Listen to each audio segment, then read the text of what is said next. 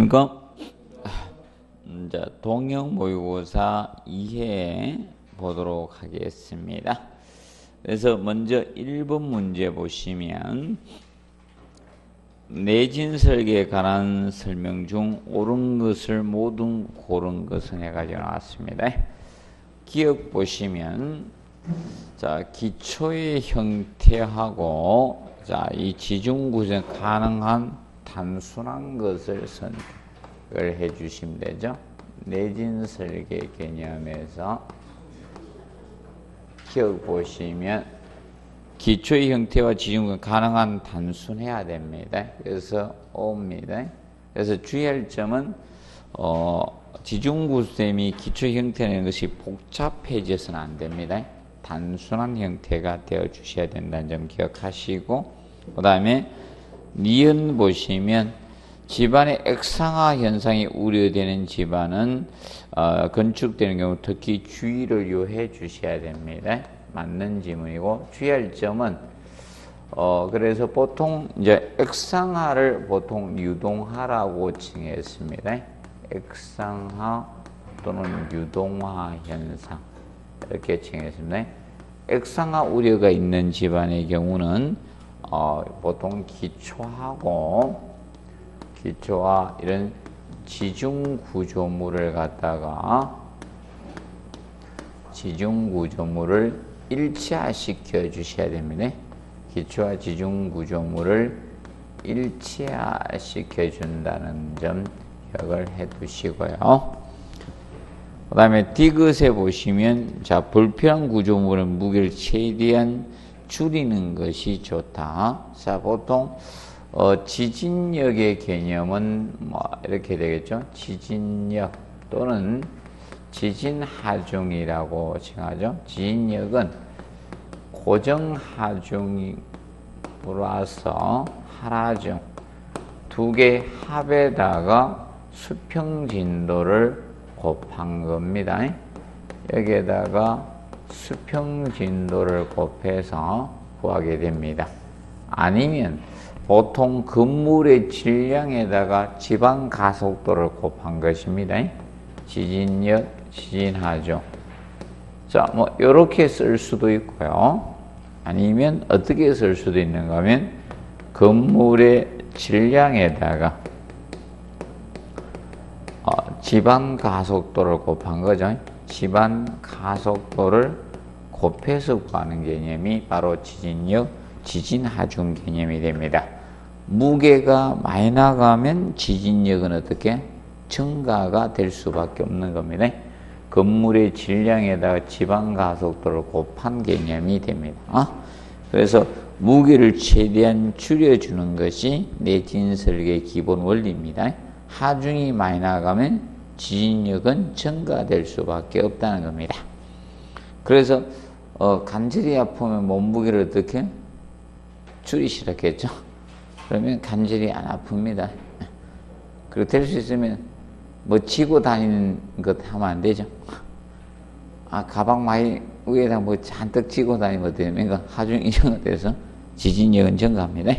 그 다음에 리얼의 골조 구조는 보파괴보다는 기둥 파괴를 유도한다 해서 OX, X입니다. 그래서 리얼 지문은 틀렸습니다. 그래서 보통 일반적인 이 골조 구조가 무슨 구조? 라멘 구조입니다. 골조 구조가 라멘 구조의 개념이 됩니다. 라멘 구조. 골조 구조, 라멘 구조의 골조 구조는 우선 자, 이 포가 지진 에너지를 흡수하라 했죠.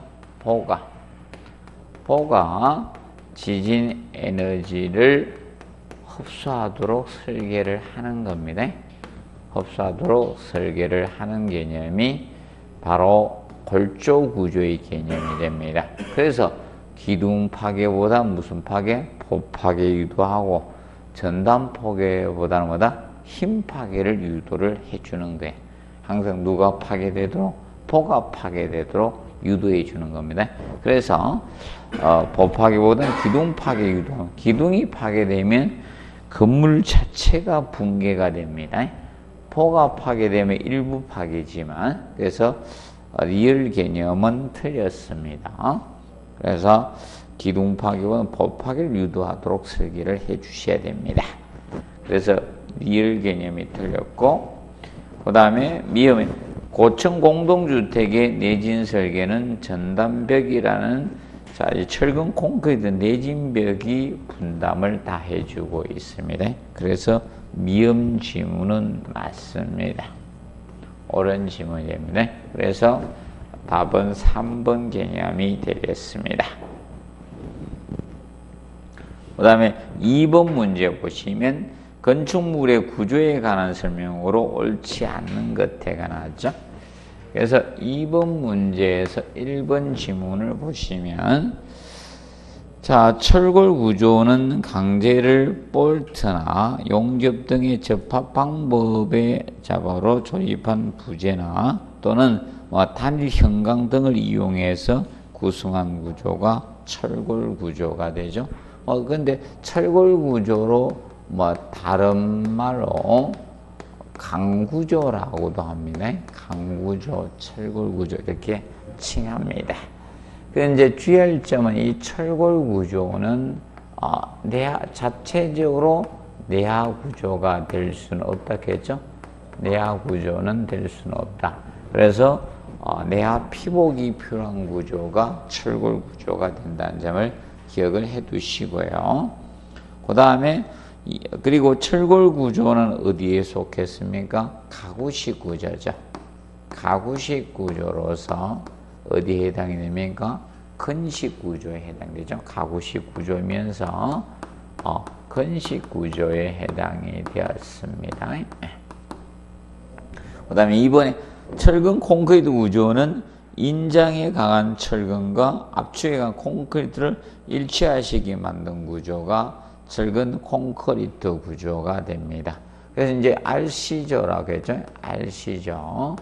그래서 이 RC조가 바로 무슨 접합이다? 강접합이었죠. 강접합 개념이 접합이 강성이 뛰어난 접합법이었습니다. 그리고 3번에 프리캐스트 구조는 부재를 현장 이외의 장소에서 제작해 반입해서 조립하는 구조가 프리캐스트 구조가 됩니다. 그래서 조금 주의할 것이 이겁니다. 프리캐스트 구조는 조립식 구조고요. 그래서 이거는 저거하고 조금 주의를 해 주시면 됩니다. 우리가 프리스트레스 구조. 프리스트레스 구조는 자, 이거죠.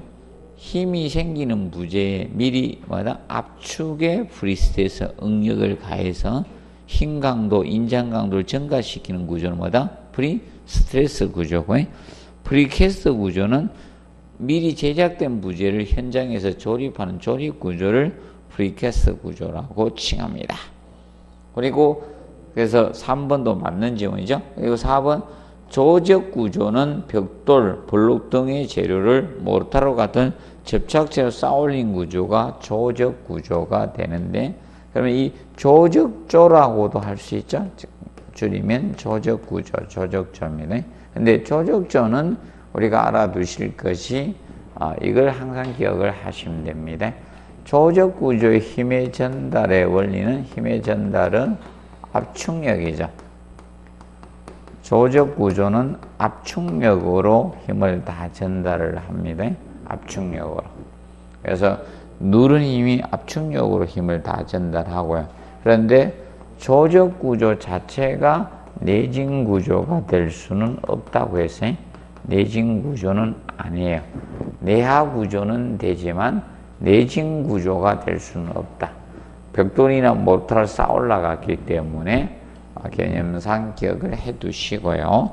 그 다음에 물을 사용하니까 무슨 구조입니까? 습식 구조에 해당이 됩니다. 습식 구조.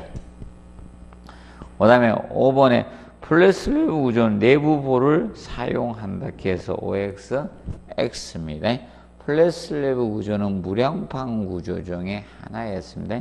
무량판 구조로서 내부보 없이 슬래브의 하중을 누가 직접 받는다? 기둥이 직접 받는 것이 바로 플랫슬래브 구조가 되었습니다. 그런데 플랫 슬래브 구조는 특징이 자, 볼을 없앰으로써 라멘 구조, 골조구보다 층 높이를 어떻게 낮출 수 있다. 층 높이를 낮출 수 있는 대신에 자, 이겁니다. 바닥판 두께는 어떻게?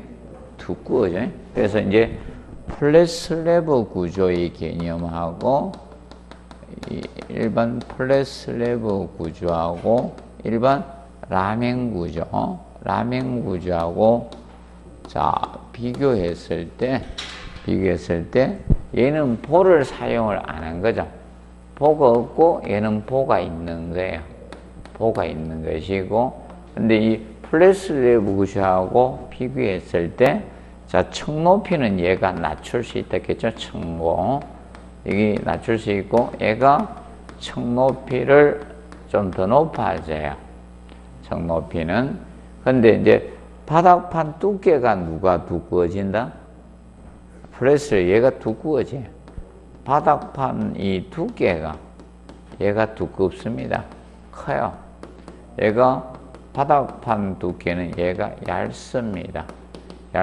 그래서 전체적인 자중은 누가 증가된다? 자체 무게는 이 하중이 더 많이 나가요. 자중이 얘가 더 많이 나가요. 바닥판이 두꺼워지다 보니까 자중은 얘가 적다라고 보시면 됩니다. 그리고 접합부 강성적인 측면이 얘가 떨어져요.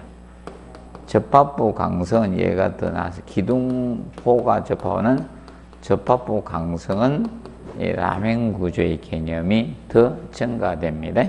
그리고 슬래브의 하중이 자, 이 슬래브의 하중 개념이 어디로 전달된다? 얘는 슬래브의 하중이 바로 기둥으로 슬래브의 하중이 바로 기둥으로 전달돼요.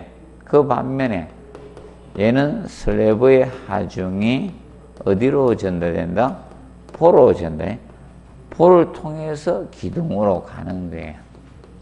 다이렉트로 기둥으로 가지 않고 그 측면을 자, 비교해 두도록 해 두시면 되겠습니다. 그래서 2번은 5번 개념이 틀렸습니다. 그리고 3번. 자, 연약한 점토층의 수분을 배제해서 집안을 개량하는 공법으로 옳지 않는 것은 해가지고 나왔습니다. 그래서 점토 집안의 자, 탈수공법, 배수공법이 아닌 걸 찾아라는 거죠. 그러면 1번에 웰포인트 공법 나오죠. 웰포인트 공법은 1번은 사질 집안이죠. 얘는 점토 집안의 사질터죠. 사질 집안의 우리가 탈수공법이죠. 배수공법 개념이 됩니다. 1번은.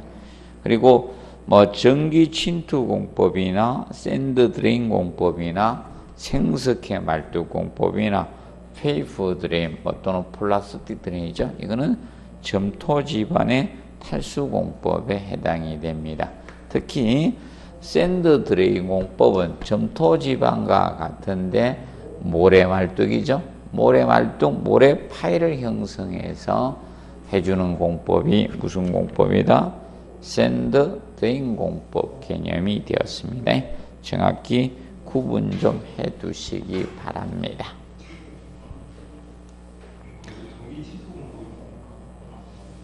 전기를 침투시켜서 물을 증발시키는 거죠. 분해해서. 네. 자, 맞으시고 그 다음에 4번 지문에 보시면 지방계량 4번 문제 지방계량 또는 지방안정공법입니다. 간한 설명 중 옳은 것은 해가지고 나옵니다. 옳은 것. 자, 먼저 1번의 웰포인트 공법은 저땅 강경 볼의 말뚝을 형성 집안의 하중을 가해서 집안 속에 물을 유출시키는 공법은 모래말뚝 하면 무슨 공법이 생각나야 됩니까? 샌드 드레인 공법이죠. 샌드 드레인 공법의 모래말뚝을 형성시켜서 배제하는 공법이죠. 그 다음에 2번에 페이퍼 드레인 공법은 샌드 파일을 형성한 후 모래 대신에 카드보드란 페이퍼를 삽입해서 집안에 물을 빼내는 공법을 페이퍼 드레인 공법 또는 다른 말로 플라스틱 드레인 공법이라고 칩니다. 플라스틱 드레인 공법. 그래서 2번은 맞고요. 그래서 3번 제하공법은 경질 집안에 경질 집안에 하중 간다고 흙이 안 밀되는 건 아니죠. 3번은 그래서 이 제하는 하중을 가하는 공법이 무슨 공법이다? 제하공법이죠. 이거는 경질 집안이 아닌 연질 집안이죠. 연약 집안에 하는 거죠. 연질 집안에 하중을 가해서 제하는 것이 바로 제하공법이 됩니다. 제하공법. 봐두시고. 그 다음에, 샌드 드레인 공법은 우리가 아까 했죠. 그래서 모래 파일을 형성시켜서 집안에 물을 배수하는 공법이죠. 그런데 4번에 보면 샌드 드레인 공법이 아닌 시멘트 물이나 약액을 주입하는 것은 4번은 무슨 공법? 그라우팅 공법이죠. 그라우팅 공법 또는 주의 공법, 고결 공법이라고도 칭합니다. 고결 공법. 그래서 사람으로 치면 보톡스 맞는 것이 되겠죠. 그 다음에 5번에 바이브로 플로테이션 공법은 얘는 바이브로 플로테이션 공법은 진동 다진 공법이죠. 집안의 밀실도로 변해 진동 다진 공법으로서 이것은 사질 집안이죠. 사질도 모래 집안에 효과가 좋은 공법이 됩니다. 그래서 4번은 2번 개념이 옳습니다. 그 다음에 5번 문제 보시면 벽돌 구조에 관한 설명으로 옳지 않는 거 나왔죠. 모르타르에 대해서 나왔죠. 모르타르의 강도는, 모르타르가 무엇입니까? 접착재료죠. 모르타르는, 접착재료가 됩니다. 얘가 벽돌을 쌓으러 가는데 접착제로서 모르타르의 강도 하면 무슨 강도? 압축 강도라겠죠? 틀렸죠? 벽돌의 강도가 무슨 강도? 압축 강도. 얘는 무슨 강도? 부착 강도라겠죠. 모르타르는 부착 강도, 접착 강도가 제일 중요합니다. 얘가 제일 중요하고, 그 다음에 모르타르 강도하고 벽돌 강도하고 비교했을 때 누가 커야 된다? 모르타르 강도가 커야 돼요. 모르타르 강도는 벽돌 강도 이상이 돼야 됩니다. 그래서 그 점을 항상 기억을 해 두시고요. 그 다음에 2번에 연속되는 벽면을 일부를 되게 나중 쌓기 할 때 있죠. 이때는 무슨 쌓기?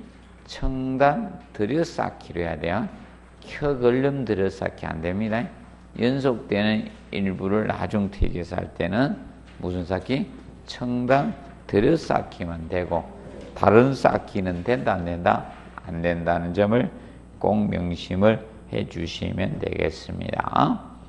그리고 3번에 보시면 하란식 쌓기는 벽의 끝이나 모서리에 이오 토막을 사용하는 것에서 하란식 쌓기는 뭐 한다 했어요? 7호 토막이죠. 하란식 쌓기는 모서리 부분에 7호 토막을 이용하는 방식이죠.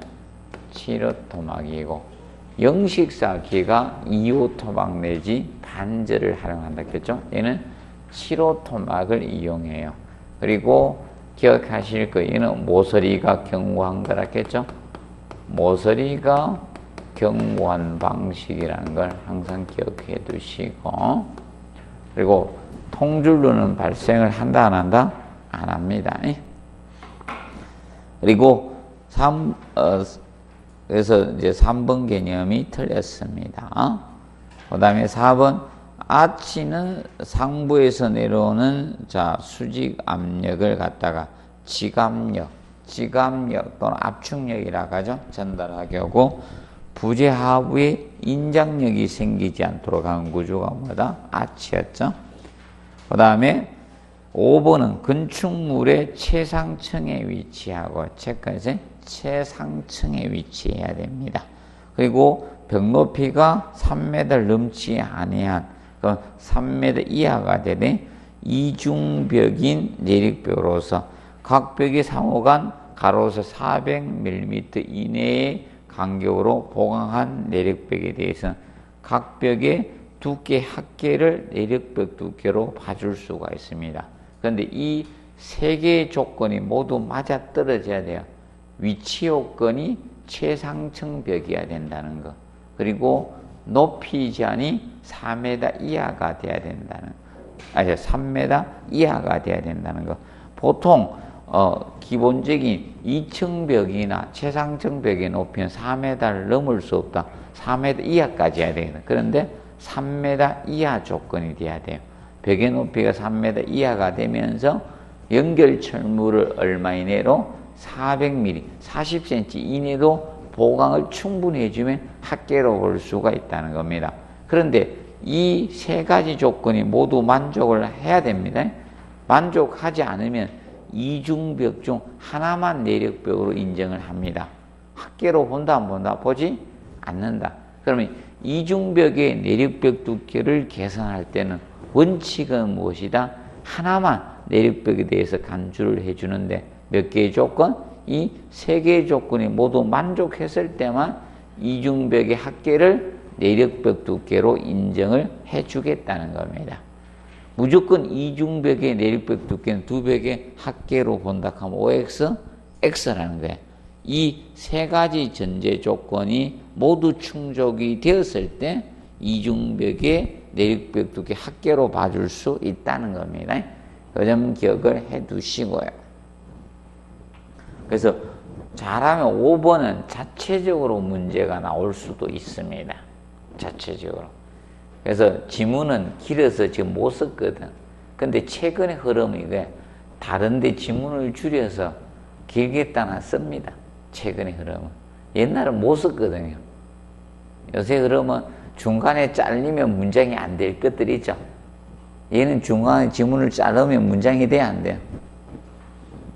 틀린 지문으로 밖에 못 내죠. 옳은 지문은 죽어도 못 내요.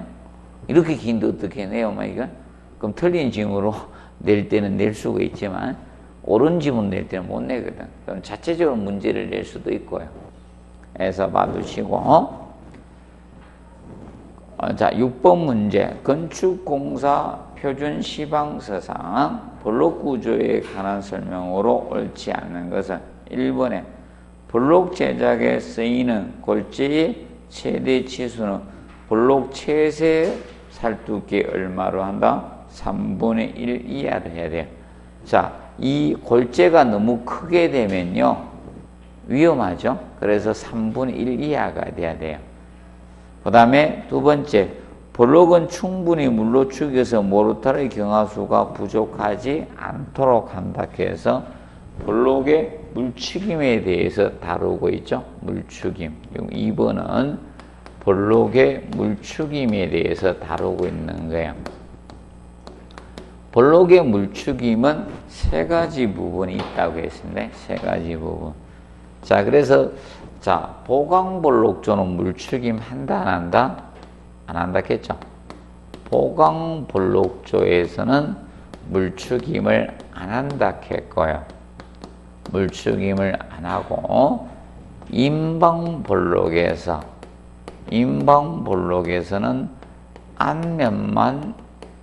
앞면만 적당히 물축임 한다 했죠? 물축임하고. 그리고 이 조건 안 주어지면 일반 블록조에서는 모르타르마다 접착면 말했겠죠? 모르타르 이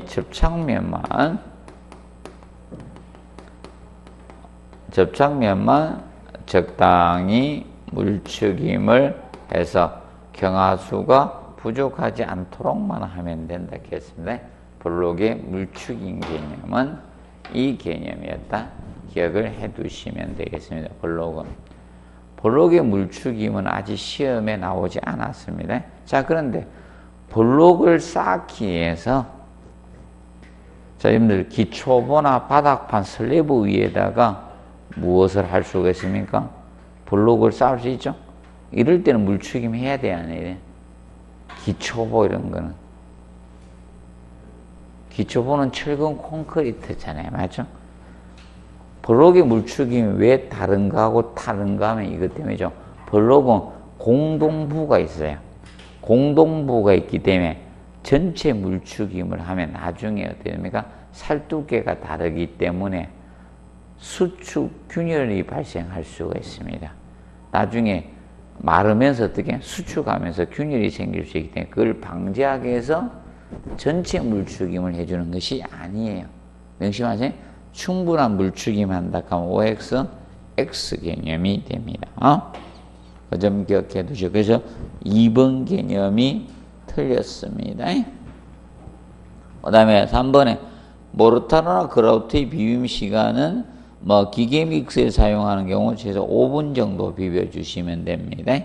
그리고 4번에 최초의 물을 가입해 모르타르는 몇 시간? 2시간. 그라우트는 1시간에 초과하지 않은 건 다시 비벼 쓸 수가 있습니다. 그 다음에 인방볼록은 좌우틀 창문에 200mm 이상 물려주면 되고 도면이나 공사 시방세 없으면 400mm로 해주시면 됩니다. 인방보호가 있을 때도 최소 200mm 이상 물려주시면 됩니다.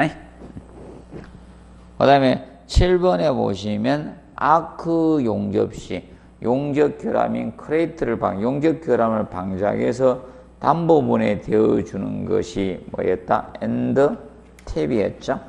스패트는 용접 중에 자 슬래그나 금속 입자가 튀어나가서 부착된 게 뭐다? 스패트. 원래 스패트가 튀어나가다는 뜻입니다. 그러면 용접 중에 튀어나가는 금속 입자나 슬래그가 뭐다? 스패트입니다. 그리고 가우징은 금속 면이나 판에 홈을 파는 것이 뭐다? 가우징입니다. 가우징. 그리고 이것은 엔드탭이 되겠죠? 엔드탭. 엔드탭은 용접의 개시점과 종료점에 대어주는 부재였죠? 그래서 요거는 용접 결함을 방지하기 위해서 대어주는 재료였습니다. 그리고 뒷댐재는 무엇을 뒷댐재라 했습니까? 자, 그루브 용접, 맞대기 용접에서 우리가 이렇게 했죠. 그루브 용접, 맞대기 용접에서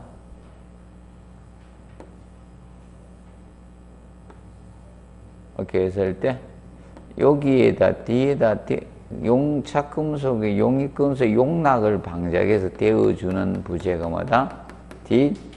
뒷댐재였죠.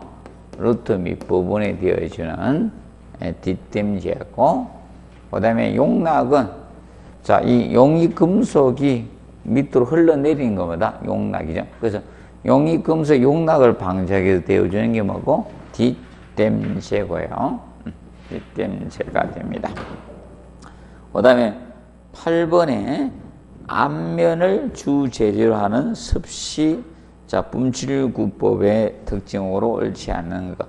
자, 일단은 작업성이 좋죠. 작업성이 좋고, 그 다음에 뿜칠의 균일성을 확보할 수 있다 해서 OX, X입니다. 이거는 현장에서 뿜기 때문에 이 두께가 불균일합니다. 두께가 균일하지 못한 것이 단점이에요. 이거 하고, 그 다음에 3번하고, 그죠? 재료의 비산에서 손실이 날아가잖아요. 뿜다 보니까. 이 두 가지가 단점이라 했죠. 두께가 균일하지 못하다는 점하고, 재료가 비산해서 손실이 많다는 것. 이것이 뿜칠공법의 단점에 해당이 됩니다. 그리고 제일 좋은 건 4번이죠. 복잡한 형상의 부재도 적용이 가능하다. 공사가 용이하다는 장점을 가지고 있습니다. 그 점에 대해서 그래서 8번은 2번 지문이 주었습니다. 균일성 확보가 어렵습니다. 그래서 나중에 분칠구법을 썼을 때는 검사할 때도 더 많이 해야 돼요. 두께가 불균일하다 보니까 보통 걸 3개 뚫으면 얘는 5개를 뚫어야 됩니다. 그 다음에 9번 문제 보시면 다음 철골 구조에 대한 설명으로 옳지 않은 것은 4가지가 나옵니다. 프렌지는 주로 힘 모멘트에 지향을 하죠. 프렌지. 그래서 이제 프렌지, 자, 철골 구조에서 프렌지가 힘 모멘트, 그죠? 힘 모멘트. 그럼 힘 모멘트에 지향을 하는 겁니다. 그러면 힘 모멘트니까 그 힘 모멘트가 받으면 인장력하고 마다 압축력이 생겨요. 인장력, 압축력은 프렌지가 부담을 해주는 거예요. 그래서 여러분들 프렌지가 몇 개라 했어요? 2개라 했죠. 외부는 1개밖에 없잖아요. 근데 프렌지가 몇 개? 2개. 2개입니다. 인장력. 하나가 인장력 받아 하나는 압축력 분담을 하고 있는 겁니다. 그리고 2번에 외부는 뭐다? 전단력이었죠. 외부가 전단력이었고 외부가 수직 부재죠. 이 전단력에 저항을 합니다. 그래서 이제 외부가 전단력에 전단력이 커버리면 외부가 자굴될 수 있죠. 그래서 외부를 전단력 저항을 하기 아는데 그 보강 개념상 되어주는 게 뭐라 했어요? 스티프너. 외부가 자굴될 수 있는데 그것을 보강하게 되어주는 게 스티프너의 개념이 되었습니다. 그래서 이제 3번에 그 프렌지는 커브 플레이트로 보강을 하는데 커브 플레이트가 뭐다? 더 판이었죠. 그런 힘 모멘트에 지향하는데 그래서 프렌지 힘 모멘트 힘의 보강이죠. 프렌지 힘 보강, 힘 모멘트 보강을 해서 되어주는 게 커브 플레이트고 커브 플레이트가 뭐다? 덧판이었죠. 덧판이었습니다. 그래서 덧판은 최대가 몇 장까지 사용하라? 4장 이하로 사용하고 그 다음에 단면적은 프렌지 단면적의 70% 이하로 설계가 된다. 그러면 외부의 전단력에 저항하는데 이 전단력, 이 보강 개념상 뭐가 돼준다? 스티퍼너죠. 스티퍼너로 보강을 해줍니다. 전단력 보강상. 그래서 4번 개념이 틀렸고요. 그래서 시어 커넥터는 뭐였습니까? 전단 연결체죠. 그러면 슬래브 바닥판하고 철골보의 프렌지를 일체하는 데 사용되는 연결 철물로서 얘가 수평 전단력을 받아요. 그래서 시어 커넥터 전단 연결체라고 칭한 겁니다. 이거는 합성보를 기억하라겠죠? 철골보하고 슬래브를 합성하는 합성보 시어 커넥터 기억을 해 두시고 그러면 전단력을 전단력을 받는다 해서 전단 연결체 시어 커넥터라고 합니다. 그 다음에 커브 플레이트는 힘 내력 보강이죠. 힘 보강 개념상 사용이 되는 겁니다. 봐두시고 그 다음에 10번에 자 그래서 9번은 4번 됩니다. 그 다음에 10번 철근 콘크리트 구조에 관한 설명으로 옳은 거 나왔습니다. 1번 철근과 콘크리트는 온도에 의한 자 이런 탄성 계수 거기가 자 무슨 계수가 같다 했어요? 같은 계수는 누가 계수가 같다?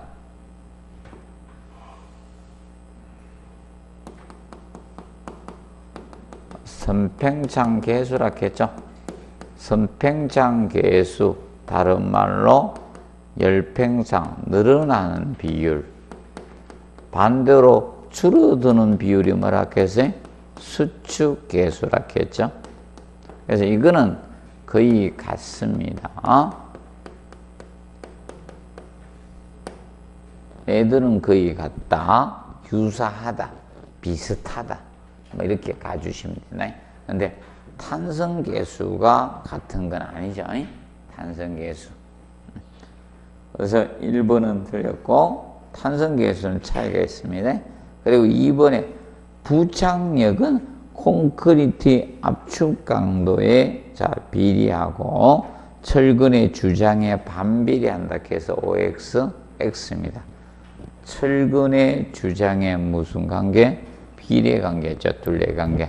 그래서 이제 철근의 주장에 비례하는데 그럼 철근의 주장을 증가시키는 방법은 동일 단면적일 때 굵은 철근을 적게 사용하는 것보다 가는 철근을 많이 사용하는 것이 바로 철근의 주장을 증가시킨 방법이었습니다. 주장을 증가시킨 방법이었죠. 그래서 2번도 OX, X입니다. 주장 둘레 길이하고 비례 관계. 둘레 길이가 많아야지 길이를 곱하면 표면적이 많아지거든. 철근하고 콘크리트가 접촉하는 표면적이 많아지면 부착력은 좋아질 거 아닙니까? 그래서 주장하고 비례 관계에 속합니다. 그 다음에 3번 부착력은 철근과 콘크리트 잘 부착돼서 철근을 뽑아도 미끄러지지 않는 작용하는 저항력을 부착이라고 하죠. 부착력 개념이 됩니다. 3번은 맞고요. 4번 콘크리트의 중성화 지연 대체로 타일이나 돌붙임 등의 마감을 해주는 건 맞죠? 중성화는 뭐라 했습니까? 외부에서 탄산가스 CO2의 침투로 인해서 있죠? 자, 콘크리트가 강알칼리성을 상실하면서 약알칼리화 되는 것이 뭐다? 콘크리트의 중성화였죠. 그래서 외부에서 침투해서 생기는 거니까 마감재 사용하는 거 됩니다. 그런데 피복 두께를 감소한다 해서 OX, X죠. 피복 두께를 증가해야지만 중성화가 느려진다 했죠. 그래서 4번 개념 피복 두께 감소의 개념이 틀린 거예요. 피복 두께를 증가시켜 주셔야 됩니다. 그리고 5번에 시멘트 강도가 클수록 물 결합 제비가 적을수록 콘크리트 강도는 어떻게? 증가되죠. 감소된다 해서 OX, X가 됩니다. 그래서 물 결합 제비는 물은 최대한 적게 사용해야 돼. 콘크리트 탓을 실은 물은 적고 나중에 보양할 때 수분 보양을 해 주셔야 돼요. 경화가 될 때. 그래서 10번은 3번이 옳은 지문 개념이 됩니다. 그리고 11번 콘크리트 중성화 지연 및 방지 대책에 관한 설명 중 옳은 것해가 옳지 않는 것해가 나왔습니다.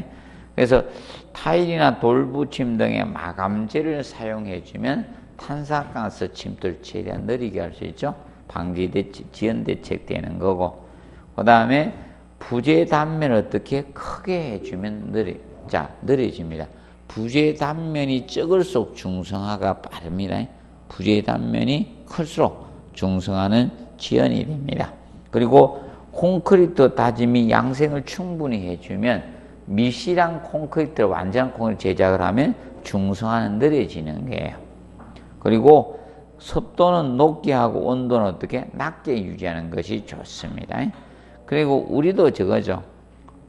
우리도 어느 때 빨리 지칩니까? 온도가 높을 때 빨리 지칩니까? 온도가 낮아지면 빨리 지쳐. 높을 때 빨리 지치죠. 땡치 되죠.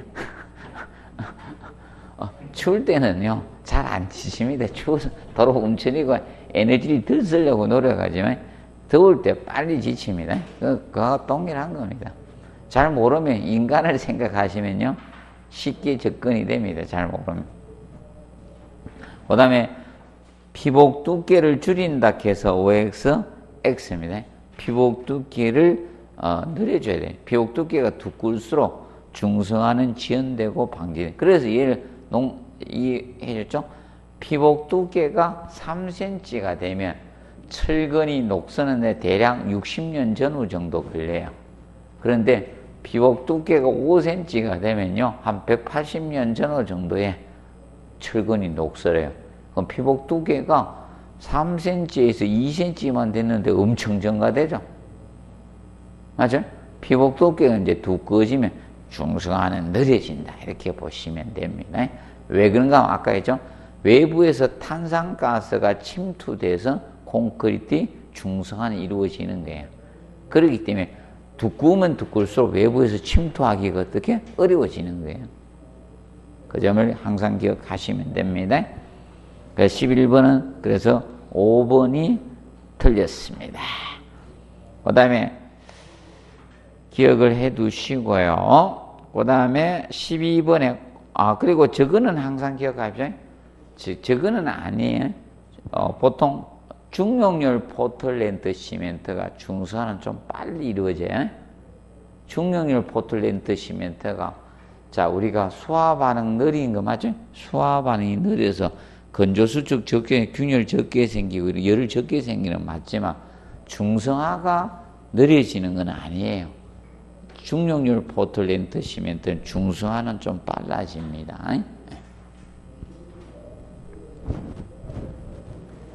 그 다음에 12번 콘크리트 탓으로 생기는 블리딩에 관한 설명으로 옳은 것 해가지고 나왔습니다. 1번에 콘크리트 일정한 하중을 계속 가하면 하중의 증가 없이 시간의 경과에 따라서 계속 변형이 정대되는 현상을 마다 크리프라고 칭하죠. 그래서 이건 블리딩이 아니라 12번은 크리프에 대한 설명이에요. 크리프. 장기 처진. 바로 소성 변형에 대한 지문이죠. 지문입니다. 크리프. 그래서 이제 올해는 잘하면 크리프에 대해서 이제 작년은 장기 처진 개념이 언급이 됐고 올해는 잘하면 지문 한 줄에 어느 때 크리프가 증가되고 감소된 이 개념을 아마 언급할 가능성이 있어요. 올해는.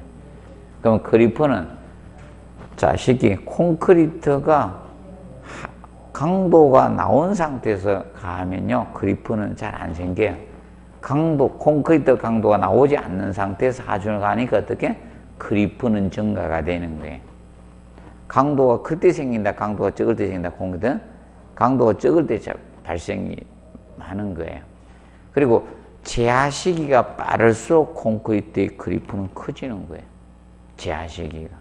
강도가 나온 그래서 콘크리트 탓을 하고 얼마 안 되는데 바로 하중을 가해버리면 크리프가 증가되는 거예요. 모르면 산후조리하고 기억하라겠죠? 이걸 꼭 막 외우려고 하니까 자꾸 힘들어지는 거예요. 크리프는 외우려고 할 필요 없는 거예요. 모르면 산후조리 생각하면 돼요. 산후조리 충분히 하고 하중 써야 되는데 바로 해놓고 바로 힘쓰면 크리프 증가되죠. 그래서 꼬부랑 할머니가 생겼다 했죠.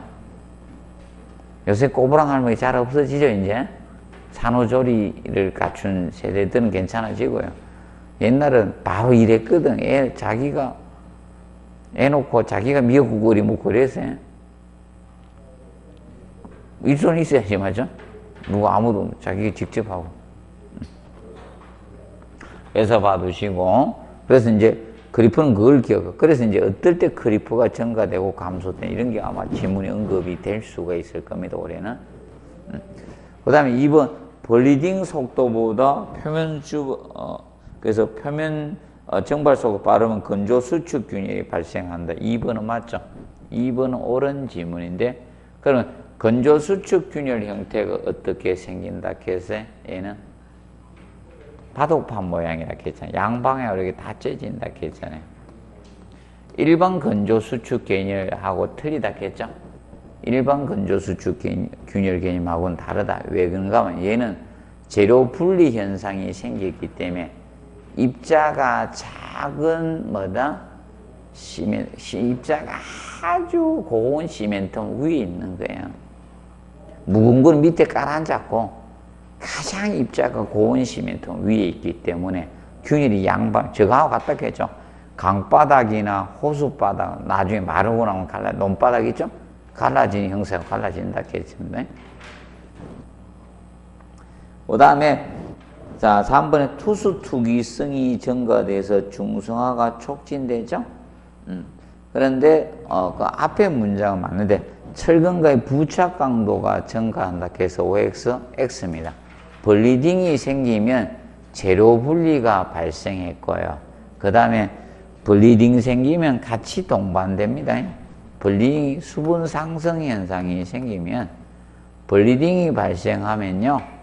재료 분리가 기본적으로 따라오는 거예요. 재료 분리도 오고요. 그리고 건조 수축에 뭐가 생긴다? 균열이 생깁니다. 균열. 이게 따라옵니다. 그렇기 때문에 당연히 투수 투기성 증가되니까 중성은 어떻게? 빨라질 수밖에 없는 게.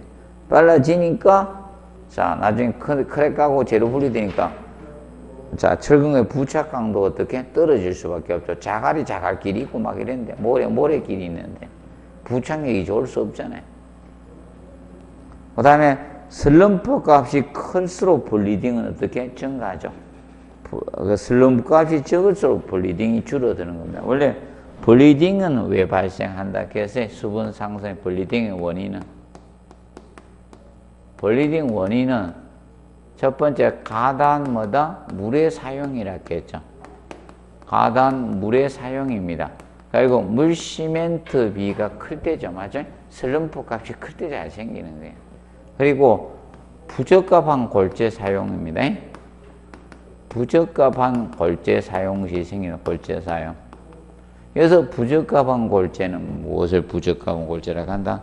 유해 물질이 함유된 골재입니다. 그리고 세 번째 보면 골재 사용. 그리고 저겁니다. 시멘트의 분말도가 큰 걸 써서 생길까요? 작은 걸 써서 생길까요?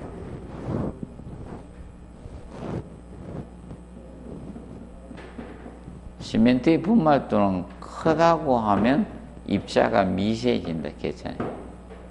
시멘트의 분말도가 작은 것이 입자가 큰 거예요. 시멘트는 반대라 했잖아요. 철선하고는 반대로 가요. 철선도 수치가 크지만 가늘어진다 했죠. 얘도 시멘트의 분말도도 크다는 것은 입자가 작다는 거고 시멘트의 분말도가 작다는 것이 입자가 커진다는 거예요. 명심하세요? 그래서 시멘트의 분말도가 작은 걸 썼을 때입니다. 작은 걸 쓰면 발생을 합니다. 그럼 큰 걸 써야지 방지가 되는 거예요. 시멘트의 분말도는 주의하셔야 됩니다. 시멘트의 분말도는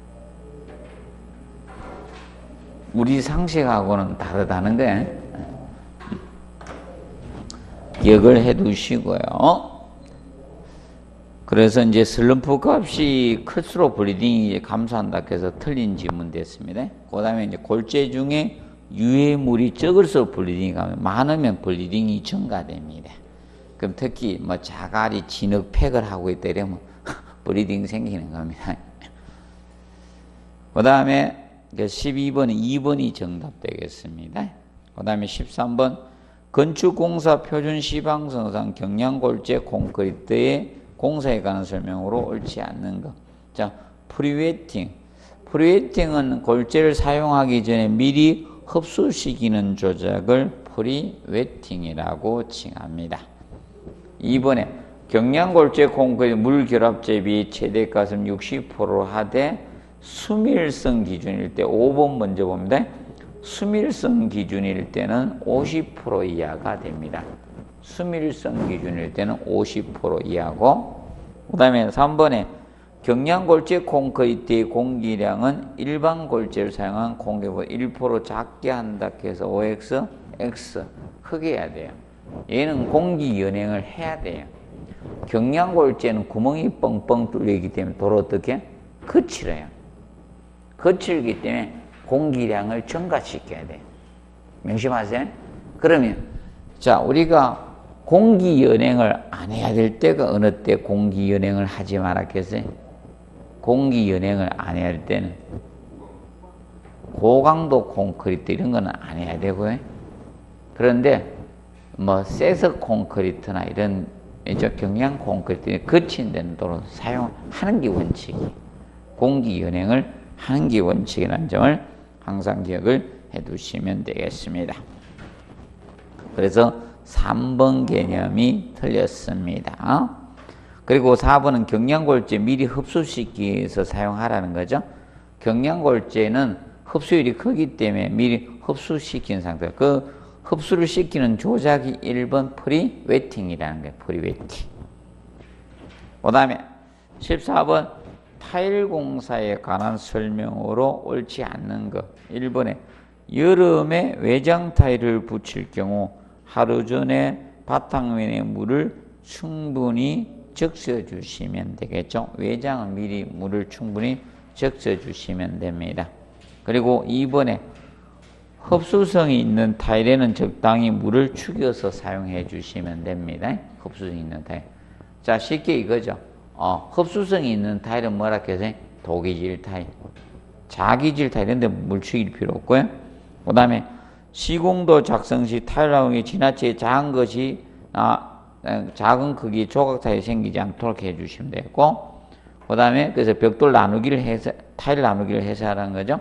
네 번째, 벽체 타일 시공되는 바닥 타일은 벽체 타일 먼저, 자, 벽 먼저 공사하고 바닥 타일 공사해야 되죠. 바닥 공사하고 한 밟으면서 공사해요. 그리고 벽면 공사하다 다 모르타 떨어지면 또 다 청소해야 돼. 그리고 벽 먼저 하고 바닥을 해야 되는 거죠. 그리고 5번 떠붙이기는 붙임 모르타르의 두께는 얼마가 표준이라 했어요? 얼마다? 12에서 24mm가 표준이에요. 12에서 24mm. 5에서 7mm로 하는 것은 저겁니다. 압착 붙이기. 압착 붙이기에서 큰 타일 할 때 보통 5에서 7mm가 되는 것이고요. 그 다음에 15번 건축공사 표준 시방서상 시트 및 도막 복합 방수공사에 관한 설명으로 옳지 않는 것. 먼저 1번에 프라이머는 솔이나 롤러 뿜칠기구 고무줄을 도포하는 데 지장이 없고 24시간 이내에 건조되는 품질이거든요. 24시간이면 너무 늦어요. 빠르게 되는 거예요. 8시간 이내 돼야 돼. 8시간 이내에 되는 것으로 해 주셔야 됩니다. 너무 늦습니다. 24시간이면. 그 다음에 2번 실링제는 폴리머 계량 아스팔트계로 한다. 종류는 정형 실링제와 부정형 실링제가 있습니다. 실링제는. 자, 그런데 주의할 거, 가스켓은 뭐가 있습니까?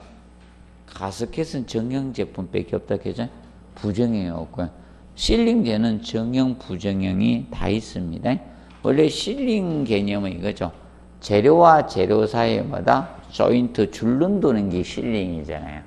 맞죠? 실링이고.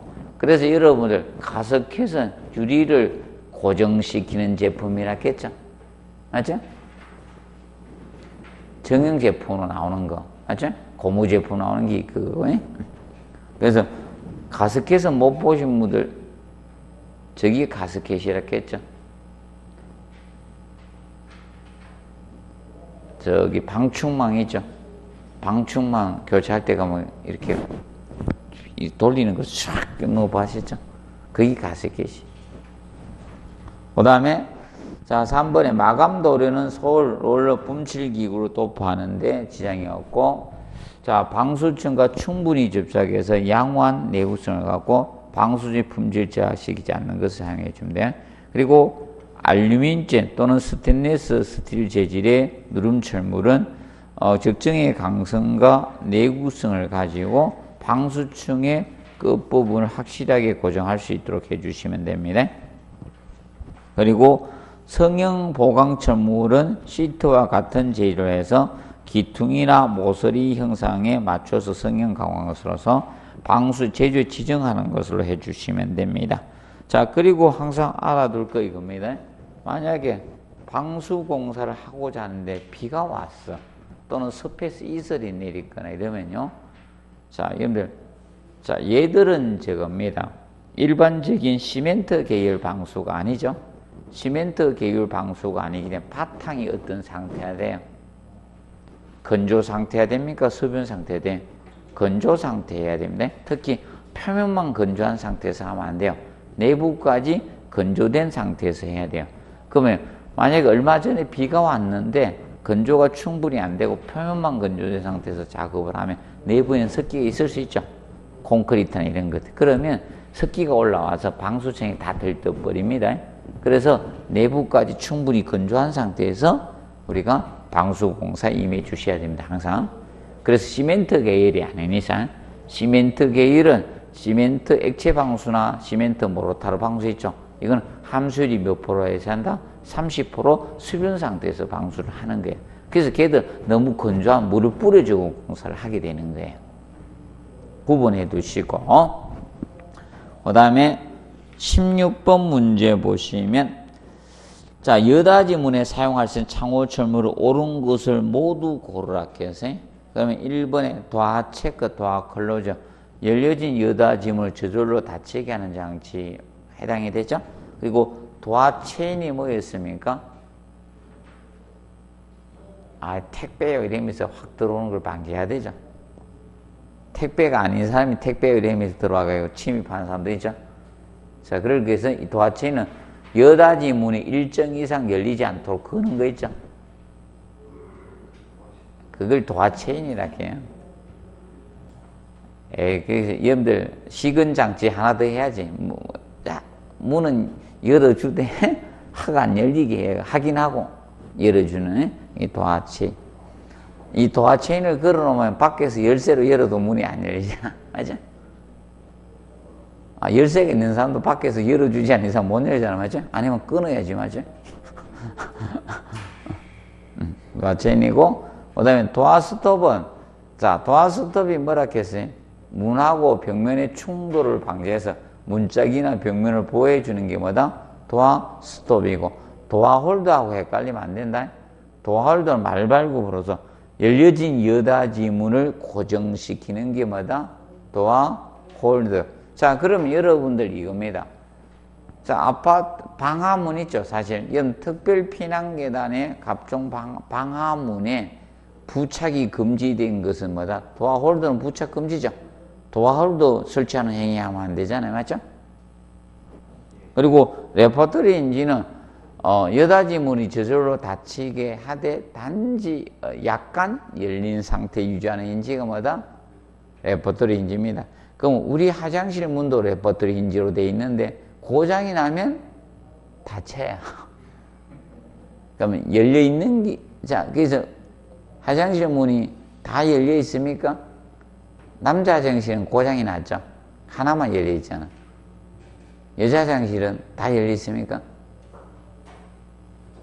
화장실 문이 안에 열려 있습니까?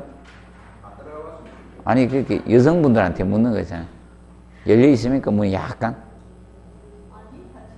다 고장난 거예요.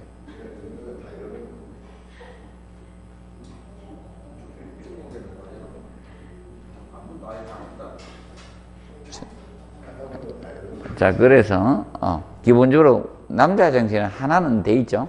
하나는 고장이 안 나 있어요. 두 개, 고장이 안 나 있습니다. 자, 보시면 됐고, 그 다음에, 그래서, 거기는 1번입니다. 모두 맞는 거예요. 그 다음에 17번. 미석이 창이 양면 칠할 경우 칠할 면적 계산에 옳은 거였죠. 자, 미석이 창은 얼마 된다 했어요? 거기, 모르면 와라밭이 밑에 레일이 11자라 했죠. 두 개 있다 했죠. 맞죠? 와라밭이 1.1에서 1.7 개념이 된다 했죠. 미석이죠. 5번이죠. 자, 17번은 5번 정답. 그리고 1번이 뭐였어요? 1번이? 없구나. 3.5배 4배 되는 거예요. 자, 그럼 적어 봅니다. 우리가, 양판문은 몇 배에서 몇 배? 3배에서 4배라 했죠. 양판문은 암호 면적의 3배에서 4배. 그리고 플러시문은 2.7에서 3배라 했죠. 그리고 자, 저거죠. 이 철문은 얼마? 철제문은.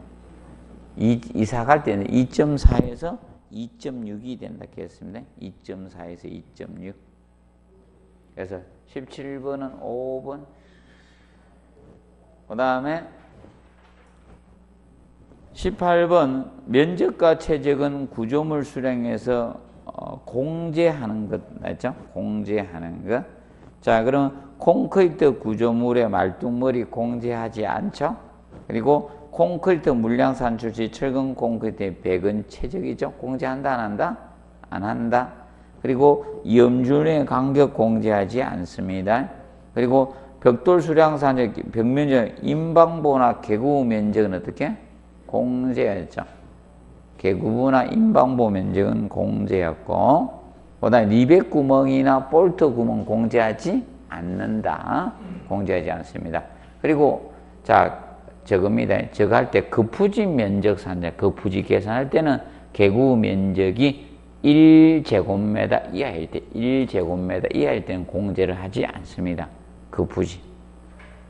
거푸지 면적을 산정할 때 개구 면적이 얼마? 1제곱미터 이하일 때는 공제를 하지 않습니다. 그 다음에 19번 문제 보시면 건축공사 표준 시방성상 가스켓에 관한 설명으로 옳지 않는 것. 1번 보통 유리의 한 면은 부드러운 가스켓이고 다른 면은 견고하고 밀도가 높은 거 써주시면 됩니다. 그리고 2번에 가스켓을 끼운 상태에서 외관상 끼우는 모서리에서 절대 끼워 나가서 말했겠죠. 중앙에서 모서리 쪽으로 해주시면 된다. 근데 가스켓은 유리의 각 변기로 약간 짧게 한다 해서 OX, X 약간 길게 하고요. 중앙에서 모서리 쪽으로 끼워 나가야 돼. 모서리 쪽에서 먼저 끼워 나가면 안 돼요. 항상 그래서 3번이 틀렸고요.